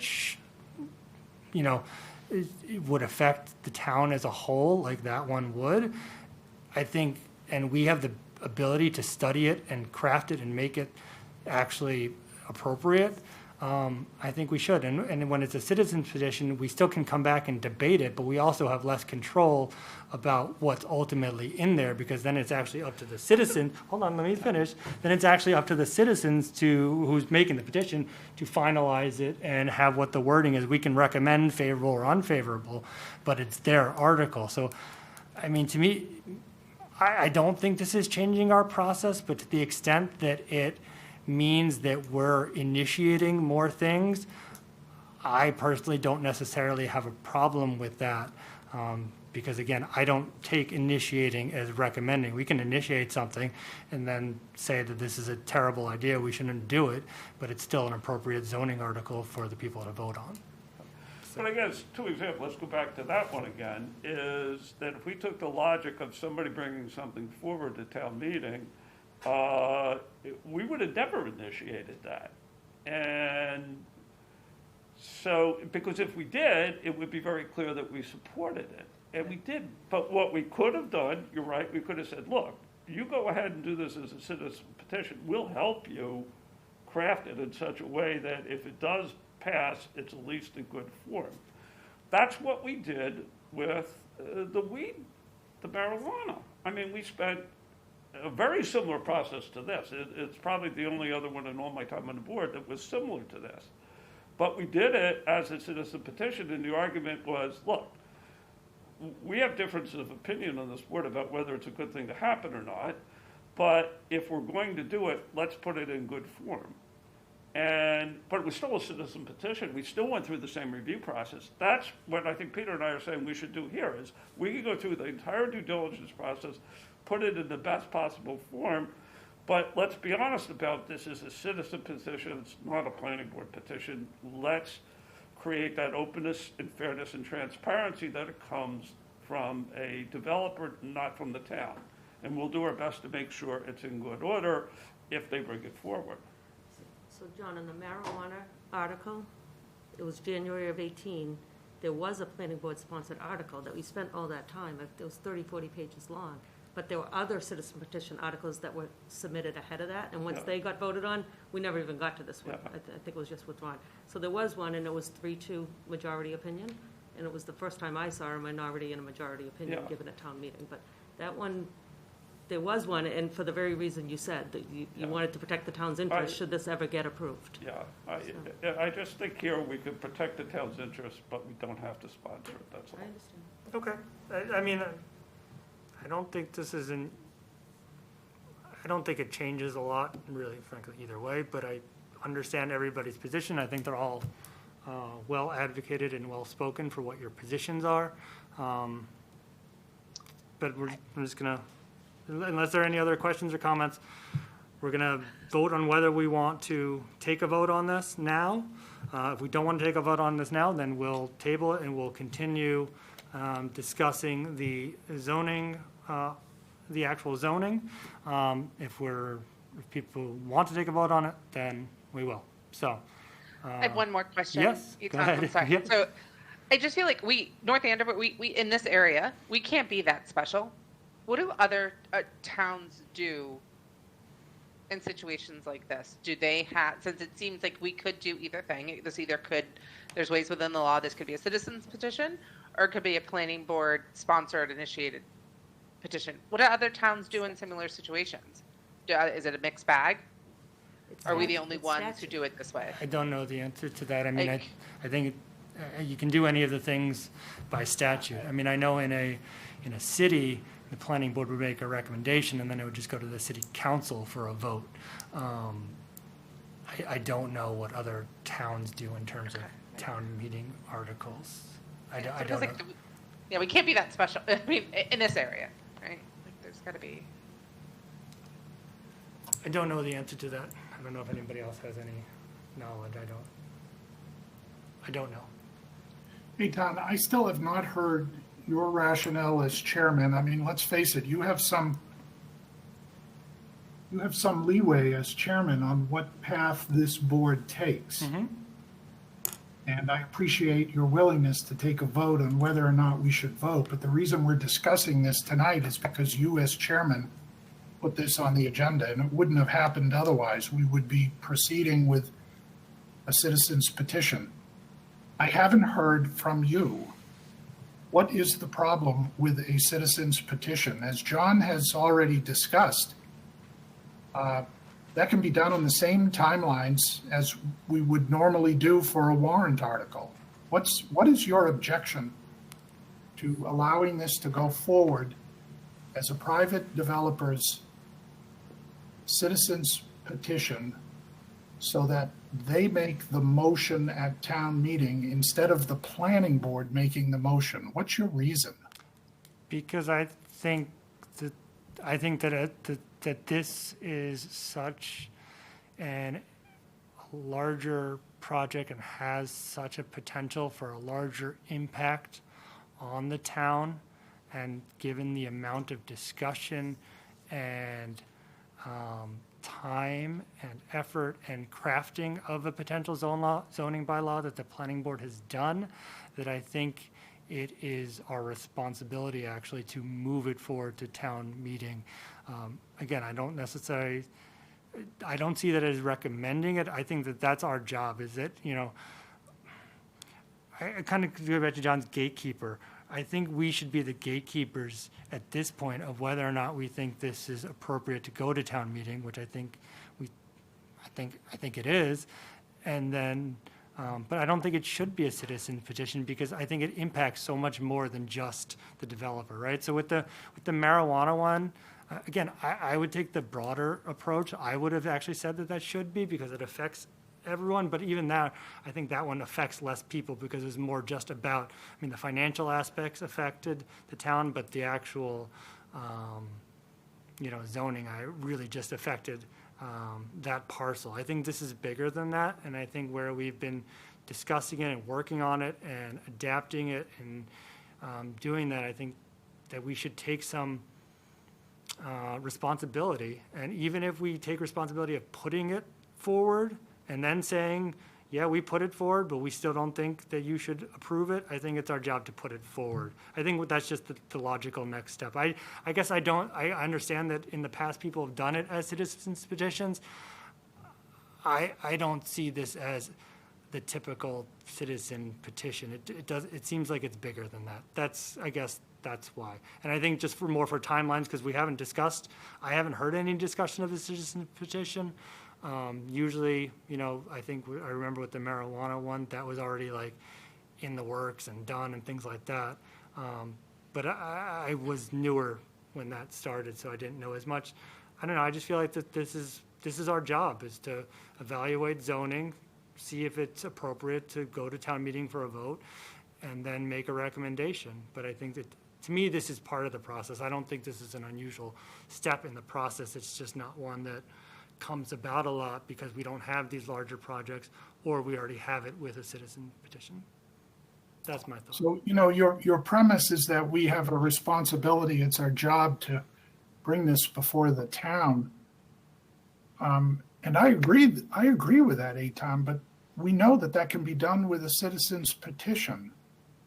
So to me, it almost seems the reverse of what you're arguing. That you're suggesting this group of 5 volunteers take on that role to recommend this go to town meeting. I just think that is, I understand the importance of it going to town meeting, but this board knows for a fact that the developer can do that via a citizen's petition. So it's almost like you're implying if we don't vote in favor of this, it's not going to go to town meeting, and that's not true. I think we're taking on a role of advocacy here as 5 volunteers, which really goes beyond what we should be doing. Our responsibility in our charter is due diligence. We're the ones who volunteer to take more time than the typical citizen to learn about proposals, and like you say, make sure it comports with the rules. And we will do that with a citizen petition, with all the examples we've given. We'll help them shape it if they need the help. We've done that before. Why would we step out of that and basically be telling the town, we 5 volunteers have decided, yes, this is going to go forward? That's not due diligence. Okay. Okay. All right. All right. So, any other questions or comments? Go ahead, Alice.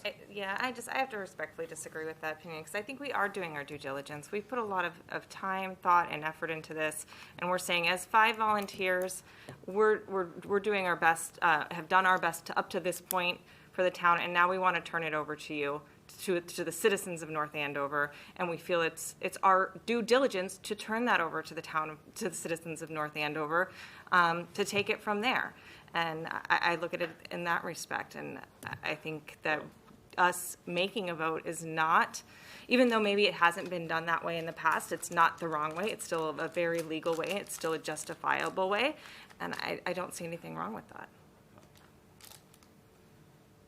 I just would mind again that if you do this citizen petition, you get to the same exact point, and like it or not, town meeting has always interpreted a planning board sponsored article as some level of seal of approval by the planning board.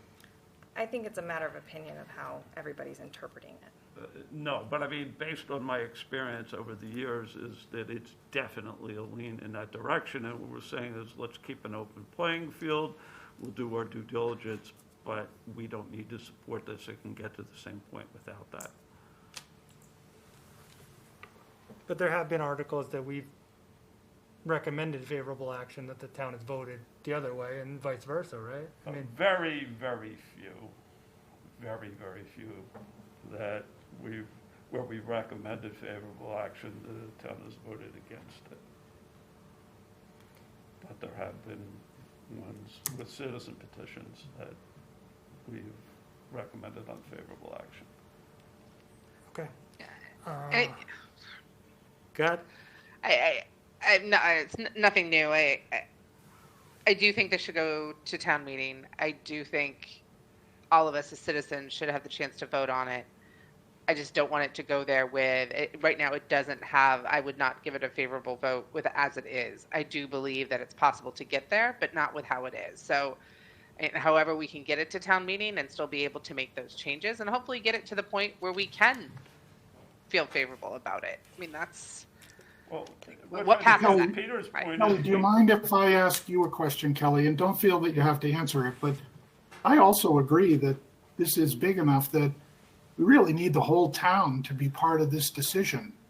But from my perspective, we can maintain our sort of objectivity and our due diligence by being quite assured that this private developer has the wherewithal to get 10 signatures. I have no doubt if they want to, they can put it towards the town. And it may be legal for us to do this, but I think John is right that the way it is interpreted is, people show up at town meeting, that's great. They read the warrant. And then they hear the planning board making the motion. Well, this is a planning board endorsed thing. I think it just kind of taints us a little bit in a way that I think is not helpful to our due diligence. So I do agree with you.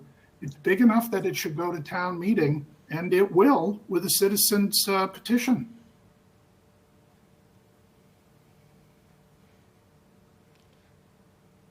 okay. Anybody, anything else? So we'll do it the democratic way, because you're right, I put it on the agenda, but it shouldn't be for me to decide whether we do this or not do it. So we're going to take a vote. So let's vote on whether or not we're going to, the vote to a vote, whether or not we want to take a vote on on initiating the zoning change to Royal Crest towards town meeting article. Okay, so we'll do a roll call vote. So we'll start. We'll do here first. Alyssa, Yes. John. No. no, Okay, I vote yes. Peter, No. Kelly. Yes. Okay, so we'll take a vote. Same vote. Whether or not to initiate the zoning article regarding Royal Crest. somebody has to make the motion. Can we get thank you, John. Thank you. Appreciate it. Can we get a motion? So moved. Motion made. Can we get by Alyssa? Can we get a second? Second. Second. Okay. Roll call vote. Alyssa. Yes. John. No, I vote yes. Peter. No. And just clear, you want to vote no, not abstain, because before you said you didn't want to vote. I just want to make sure. Yeah, I do not want to be part of this. I think as a point of order, it's a mistake. But I want to be clear that that I am not supporting the planning board to sponsor this because it will be misinterpreted. Okay, understood. I just want to make sure I get your vote as no or abstain. So I take it your vote is no, though. Just if you abstain, and then it would potentially be 2-1 or 3-1, or I don't know what Kelly's going to vote, but I just want to make sure I have your vote as recorded as a no. As I've said, for the reasons I stated. Okay, I guess I'm not sure. We're just trying to get clarity on what you voted. Did you vote to abstain or vote no? Okay, I have used the word no. I have not used the word Okay. abstain. So Eitan, I'm not quite sure why you're doing this because I clearly voted.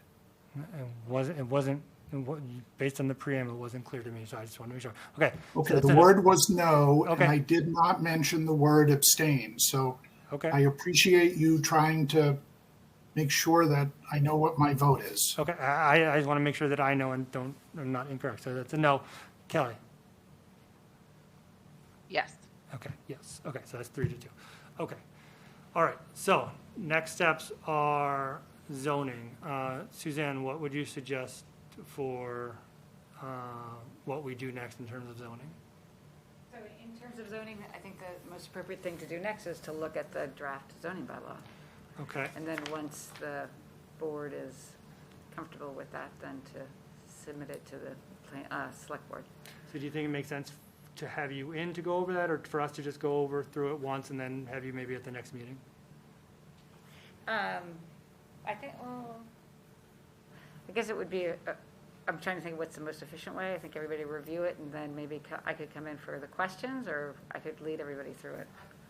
I'm not, Jean, thoughts? So the next meeting, we're hopeful that we'll have the peer review of all the updated reports that you received last week. And so I think potentially just cover those next meeting, and then the first meeting in December, have the draft bylaw. Okay, so let's do that. So why don't we, if you're available for that, just at least have you, so Okay. either Yep. for questions or to kind of lead us through it. And Okay. then hopefully everyone has time between now and then to look at it. If you have specific questions, feel free to reach out to Suzanne, and then we can redline it and go through that process. okay. So maybe Sounds I'll include it on the agenda for the 16th so that you have the draft, because no one's received the draft yet, and we Yep. won't discuss it until the 2nd. I think Okay. December 2nd is the first meeting, Okay, maybe December 7th. Okay. okay. Okay. Let's, is there, okay, I think we're done with everything for tonight. If anyone from the applicants about what we're going to be looking at for the next, what's coming up, we can talk about that. If it's, other than that, we'll just go to the next, we'll just adjourn. Jim? Suggest that the working group be reconstituted to concentrate on design and some of the other issues around that in a way that we could have more focused discussions. I know that there's still a great deal of concern about design issues, and I thought the working group was so constructive that it might be a good idea to try to reformulate that and focus on some of the remaining issues, and would certainly be willing to support that process. Okay, so let's talk about, let's put, that's a good idea. Let's put, as one of the bullet points, design working group. One of the things that a lot of people have discussed is, so we're talking about the heights, we're talking about the setbacks and stuff like that, but maybe getting more into the actual, what would this look like? Are there ways to soften the entrance points, things like that? Some actual design, I think, would be sight lines. We've talked about that, but I think a working group for that's not necessarily a bad idea. So let's put that on the agenda just to at least discuss. And if people are for it, then we can pick some people to work on that. If anyone has any interest in doing that, let me know, being on that specifically. Okay. Can we get a motion to adjourn? So moved. Can we get a second? Second. Second. Let's vote. Alyssa? Yes. John? Yes. I vote yes. Kelly? Yes. Peter? Aye. Okay, thank you. Adjourned. Thank you. Thank you, Cam.